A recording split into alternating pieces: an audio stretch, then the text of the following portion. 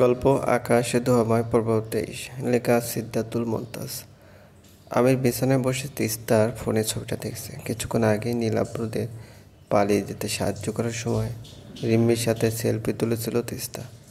ছবিতে তোহা আর নীলাব্রকে দেখা যাচ্ছে। রিম্মি আর তিস্তা ক্যামেরা সামনে একসাথে দাঁড়ানো, পিছনে তোহা আর নীলাব্র। আমির কিছুক্ষণ ছবিটায় চোখ বুলিয়ে উঠে দাঁড়ালো। তিস্তা মাথা নিচু করে বসেছিল।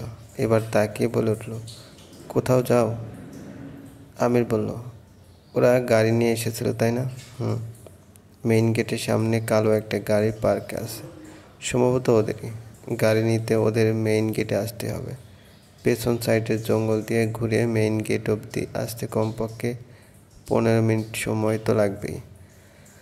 এটুকু সময় আমার জন্য যথেষ্ট। আমির এই কথা বলে বাঁকা ঠোঁটে হাসল। তিস্তা হতভম্ব হয়ে দেখছে। কিছুক্ষণ আগেও তোহার পালিয়ে যাওয়ার কথা শুনে আমির কাঁদছিল। ওর কান্না দেখে তিস্তা দুনিয়া ভুলে সব বলে দিয়েছে। এখন আমির হাসছে। একটু আগের কান্নাটা কি তাহলে অভিনয় ছিল? নীলাব্র সামনে হাঁটছে, তোহা এবং রিম্মির পিছনে। তোহা রিম্মির কাঁধে ভর দিয়ে খুব কষ্ট করে হাঁটছে। তাড়াহুড়োর কারণে খালি পায়ে বেরিয়ে পড়তে হয়েছে তোহাকে। জুতো নেওয়ারও সময় হয়নি। তার উপর ঘন অন্ধকারে কিছু দেখাও যাচ্ছে না।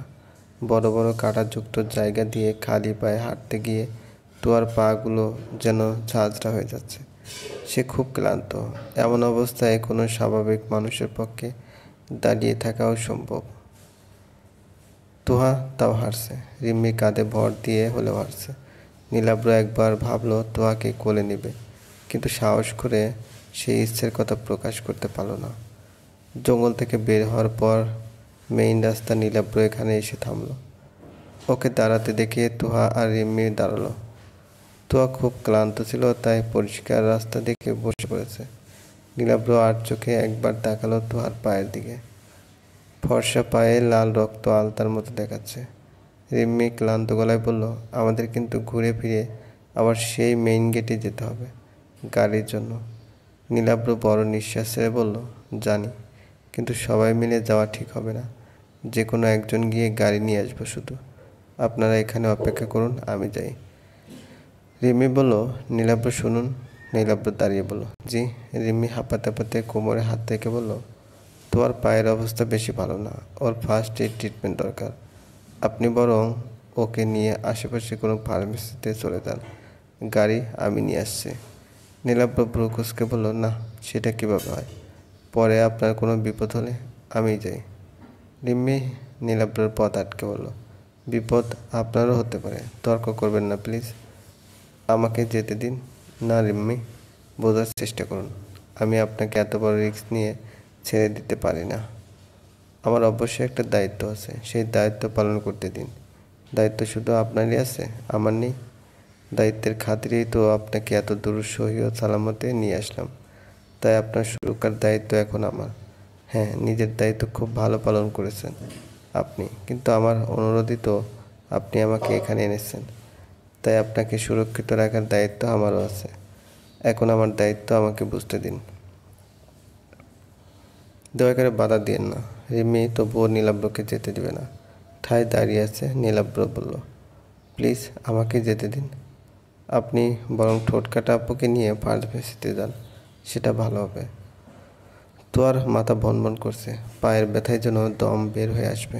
এমনিতেও আতঙ্কে সে জড়সড়। কখন জানি আমির এসে হামলা চালায়। এমন অবস্থায় এই দুজনের দায়িত্ব কর্তব্য নিয়ে তর্কাতর্কি তোহার বিরক্ত লাগছে। সে মাথায় হাত রেখে ক্লান্ত গলায় বলল, নীলাব্র সাহেব, রিম্মি ম্যাডামকেই যেতে দিন প্লিজ। উনি বোরকা পরে আছেন, কেউ চিনতে পারবে না। কিন্তু আপনি গেলে বিপদের আশঙ্কা অনেক বেশি, কারণ আমির তো আপনাকে চেনে। রিম্মি তোহার কথায় সুর মিলিয়ে বলল, একদম ঠিক, আমিও সেটাই বলছিলাম। প্লিজ আমি যাই। নীলাব্র আর বাধা দিল না, রিম্মিকে যেতে দিল। আমির মেইন গেটে একটা কালো রঙের গাড়ি দেখতে পায়, সেখানে ওত পেতে দাঁড়িয়ে থাকে। রিম্মি আসতে আমির ওর উপর ঝাঁপিয়ে পড়ে। শিমুল হাতে দড়ি নিয়ে আগে থেকেই দাঁড়িয়েছিল। আমির শক্ত করে মুখ চেপে ধরতে শিমুল রিম্মির হাত বেঁধে ফেলল। ওদের সাথে ক্লোরোফর্মও ছিল। রিম্মিককে ক্লোরোফর্ম শুকানোর পরেও সে অনবরত নড়াচড়া করছে, কিছুতে অজ্ঞান হচ্ছে না। আমির বাধ্য হয়ে রিম্মিকে শরীরের সমস্ত শক্তি একত্র করে একটা চড় দিল। ক্লোরোফর্মে অজ্ঞান না হলেও আমিরের চড় খেয়ে রিম্মি অজ্ঞান হয়ে যায়। আমির আগে ধারণা করেছিল যে কোনো একজন গাড়ি নিতে আসবে, অবশ্যই আসবে, সে একজনের জন্যই এমন ব্যবস্থা। রিম্মির জায়গায় নীলাব্র থাকলে চর মেরে অজ্ঞান করা সম্ভব হতো না। আমির এখন মনে হচ্ছে ভাগ্যিস কোনো মেয়ে মানুষ এসেছিল। আমির অজ্ঞানরত রিম্মিকে শিমুলের হাতে চালান করে দিল। শিমুলের কাজ রিম্মিকে নির্দিষ্ট জায়গায় নিয়ে বন্দি করা। আমির রিম্মির গায়ের বোরকাটা খুলে নিচে পড়ে নিয়েছে। এবার রিম্মি সেজে গাড়ি চালিয়ে সে নীলাব্রদের কাছে যাবে। একবার কোনো মতে দুজনকে গাড়িতে উঠাতে পারলেই হলো মিশন সাকসেস। আমিরের দ্রুত মস্তিষ্ক আন্দাজ করে নিয়েছে নীলাব্রার তোয়া পিছনের জঙ্গল দিয়ে যে মেইন রাস্তা গেছে সেখানেই থাকবে, কারণ সেই পথ ছাড়া গাড়ি নিয়ে যাওয়ার মতো আর কোনো প্রশস্ত রাস্তা নেই। নীলাব্র তোয়াকে নিয়ে ফার্মেসিতে চলে এসেছে। একজন ফার্মাসিস্ট তোয়ার পায়ে ব্যান্ডেজ করে দিচ্ছে। বেশ সুন্দর দেখতে একটা মেয়ে নীলাব্রর দিকে তাকিয়ে জিজ্ঞেস করলো, কী হয়েছে ওনার? মেয়েটার কথা বলার ভঙ্গি এতটাই আন্তরিক যে নীলাব্র উত্তর না দিয়ে থাকতে পারল না। মৃদু হেসে বলল, জুতা ছিঁড়ে গেছিল তো, খালি পায়ে হাঁটতে গিয়ে এই অবস্থা হয়েছে। মেয়েটা নাক মুখ কুচকে আক্ষেপে গলায় বলল, ওহো। তারপর তোহার দিকে তাকিয়ে জিজ্ঞেস করলো, নাম কি আপনার? তোয়া পায়ের ব্যথায় কাতরাছে, তবু আগন্তুক মেয়েটির প্রশ্নের উত্তর দিল, তাসনিয়া তোয়া। মেয়েটি নীলাব্রর দিকে তাকিয়ে বলল, আপনার নাম? নীলাব্র বলল, নীলাব্র পাটোয়ারি। আপনার? নীলাব্রর নাম জিজ্ঞেস করায় মেয়েটার চোখ উজ্জ্বল হয়ে উঠল। সে খুব আগ্রহ নিয়ে উত্তর দিল, আমার নাম উপমা। আমরা এখানে একটা দূর সম্পর্কে খালার বাসায় এসেছিলাম। ডাব পাড়তে গিয়ে গাছ থেকে পড়ে আমার হাজব্যান্ডের হাত ভেঙে গেছে, কাস্তে দিয়ে পাও কেটেছে। কি একটা বিপদ বলেন দেখি। আজকে আমাদের ঢাকায় ফেরার কথা ছিল, কিন্তু ফিরতে পারছি না। নীলাব্র সমবেদন দেওয়ার ভাষা পারল না। অতিরিক্ত টেনশনে কিছুই মাথায় আসছে না। তবু বলল, যাত্রাপথে যখন বাধা এসেছে তাহলে আর একটা দিন থেকে যান। উপমা অনিয়া দিকে বলল, না বাবা, এই অলক্ষণে গ্রামে আর থাকবো না। এখানে আসার পর থেকে খালি বিপদ আর বিপদ। আরও একটা দিন থাকতে গেলে আবার কোন বিপদ আসে বলা তো যায় না। আপনাদের ইচ্ছা, যদি চলে যেতে ইচ্ছে হয় যেতে পারেন। যাওয়া নিয়ে তেমন সমস্যা ছিল না। আমাদের সাথে প্রাইভেট কার আছে, কিন্তু উনি অসুস্থ শরীর আর ভাঙ্গা হাত নিয়ে ড্রাইভ করবে কিভাবে বলেন? আমি নিজেও ড্রাইভিং জানি না। বাড়ির যে ড্রাইভার তাকেও ছুটিতে রেখে এসেছে। সব মিলিয়ে যাওয়াটা আর সম্ভব হচ্ছে না। আজকের মধ্যে তো ড্রাইভারকেও আনানো সম্ভব না। ড্রাইভার কাল আসবে। নীলাব্র হেসে বলল, তাহলে আর একটা দিন থেকে যান। কিন্তু আমার মন তো একদমই চাইছে না থাকতে। নীলাব্র উত্তর দিল না, শুধু আবার একটু হাসলো। উপমা আবার বলল, আপনারা কোথায় থাকেন? নীলাব্র বলল, আমরা ঢাকায় বাসিন্দা। ও, তাহলে তো একই শহরে মানুষ। ঢাকায় কবে ফিরবেন? আজকে, একটু পরেই। ও, আমাদেরও আজকে যাওয়ার কথা ছিল, কিন্তু পরিস্থিতি এত খারাপ। ফার্মাসিস্ট তোহার ফার্স্ট এড ট্রিটমেন্ট শেষ করে কিছু ওষুধ প্যাক করে দিলেন। সব মিলিয়ে বিল এসেছে 670 টাকা। নীলাব্রের মাথায় এখন একটাই চিন্তা করছে, খুব জলদি বিল মিটিয়ে তোহাকে নিয়ে এখান থেকে বের হতে হবে। রিম্মির চিন্তায় ওর হৃৎপিণ্ড লাফাচ্ছে। কিন্তু বিল দিতে গিয়ে নীলাব্র আবিষ্কার করলো ওর ওয়ালেট মাত্র 500 টাকার নোট। ভাঙতি খুচরা মিলিয়ে আরও 3 টাকা পাওয়া গেল।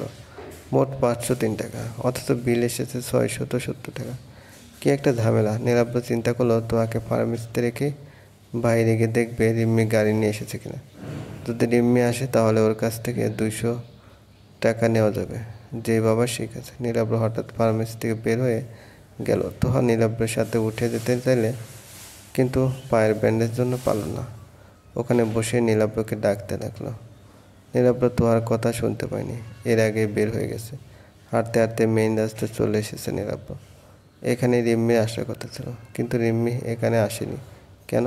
নীলাব্রের মনে দুশ্চিন্তা ভর করলো। কিছুক্ষণের মধ্যে একটু দূরে একটু কালা গাড়ি আসতে দেখা গেল। নীলাব্রের মনে অস্বস্তি আসলো।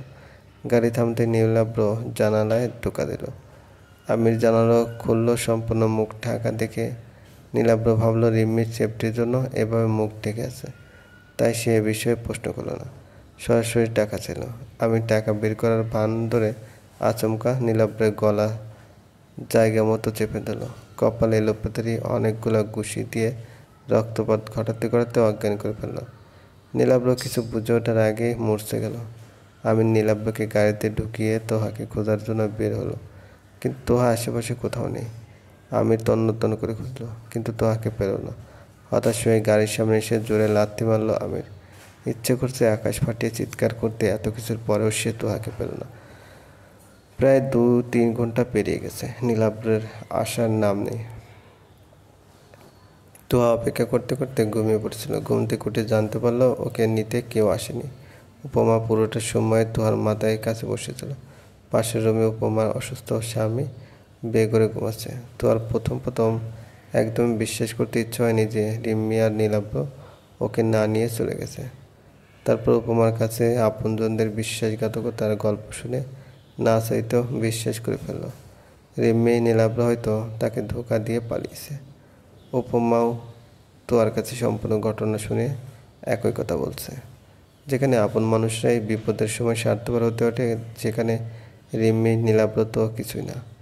উপমা 670 টাকা তোহার জন্য কাউন্টারে পে করে দিয়েছে। সেজন্য তোহার হালকা লজ্জা আর অস্বস্তি লাগছে। নিজেকে ছোট মনে হচ্ছে। নীলাব্রের উপর রাগটাও আরও বেড়ে যাচ্ছে। কি দরকার ছিল যে সে তাকে নিয়ে এত হয়রানি করার? এখন সে কোথায় যাবে? বাসাতেও ফিরে যেতে পারবে না। তার কাছে একটা টাকাও নেই যে টাকা দিয়ে সে ঢাকা ফিরতে পারবে। আর বাড়ি ফিরে গিয়েও বা কী হবে? বাবা মায়ের কাছে বা কী জবাব দেবে? তোর মা যখন ওকে কিছু ডেকে জিজ্ঞেস করবে বিয়ের ছেলে থেকে কেন পালিয়েছিল, তখন তো আর কিছুই বলতে পারবে না। কেন উত্তর দিতে পারবে না। তাহলে সে কোন মুখে বাড়ি ফিরবে? আমিরের বিষয়টাও যদি সে সবাইকে খুলে বলে, তাও এবার কেউ বিশ্বাস করবে না। সবাই ভাববে নিজের দোষ ঢাকতে তোহা আমিরের দোষ করছে। তখন আমিরও সুযোগ পেয়ে যাবে। গ্রামের মানুষরা এমনিতেও ছেলেদের চেয়ে মেয়েদের দোষ বেশি দেখায়। তাদের মতে মেয়েদের গুণের চেয়ে ছেলেদের দোষও ভালো। তো এইসব কথা ভেবে একা একাই কাঁদতে বসলো। কোনোভাবে যদি সে ঢাকায় যেতে পারতো। তাহার হঠাৎ মনে পড়লো সে ড্রাইভিং জানে। উপমাদেরও একটা ড্রাইভার প্রয়োজন ছিল। সে চাইলে উপমাদের ঢাকায় যেতে পারবে, চলবে। গল্পটি ভালো লাগলে অবশ্যই লাইক করবেন, কমেন্ট করে জানিয়ে দেবেন।